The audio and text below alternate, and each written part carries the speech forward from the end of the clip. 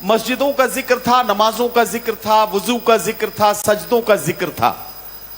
रमजान की आमद है और इस मुबारक महीने की आमद में हम लोग तैयारियों में लगे हैं, लेकिन हमें इस तरह के शेर कहने पड़ रहे हैं कि नमाज पढ़ने मुसलमान आने वाले हैं, खबर मिली है कि रमजान आने वाले हैं। ये भी मसला है। आजकल नई नस्ल अजीब से मसले में उलझी हुई है। सोशल मीडिया पर उसे एक ऐसी नौकरी मिली हुई है जिसकी कोई तनख्वाह उसे नहीं मिलती और भरपूर टाइम उसे उस पर देना होता है, ओवर टाइम भी देना होता है सोशल मीडिया पर।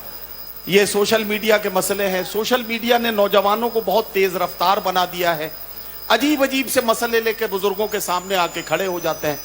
एक नौजवान ने रमजान के महीने में असर की नमाज के बाद मुफ्ती साहब को रोक लिया।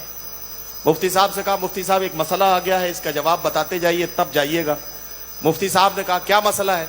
उन्होंने कहा, साहब ये बताइए, मेरी अभी अभी पिछले महीने शादी हुई थी, अगर रोजे की हालत में बीवी को आई लव यू बोल दूं तो इससे रोजे पर तो कोई फर्क नहीं पड़ेगा।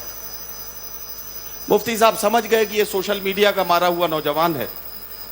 मुफ्ती साहब ने नौजवान को गौर से देखा और उसके बाद कहा कि देखो भाई, अगर बीवी को आई लव यू बोलोगे और जिसकी बीवी है अगर उसे पता लग गया तो वो आपके साथ मारपीट करेगा, आपके खून निकलेगा और इससे आपका रोजा जाता रहेगा।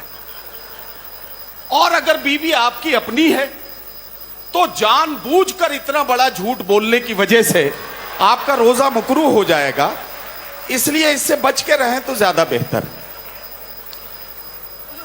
तो बड़े अजीब अजीब से हालात हो जाते हैं कभी कभी, लेकिन हमें वो सारी बातें आपसे करनी पड़ती हैं। हमारे जो नौजवान हैं और हमारी बच्चियां सब लोग शरीक हो गए मुशायरे में। अब सबका डर भी निकल गया है। अब अकबर साहब आ गए तो अब तो डरने का कोई मसला भी नहीं है। सब लोग समझ गए कि भाई हबीब मिल्लत बैठे, अब कोई मसला नहीं। लेकिन नौजवानों को एक बात बताना चाहता हूं, आप तालियां वालियां बजा रहे हैं, ठीक है, कभी कभी आपकी दादू तहसीन की आवाजें आती है, वो भी अच्छा है, लेकिन कभी कभी आप लोग बड़ी अजीब सी आवाजें निकाल रहे हैं। उसमें लगता है कि जैसे कुर्लुस उस्मान के खेमों के करीब मंगोल आ गए हों।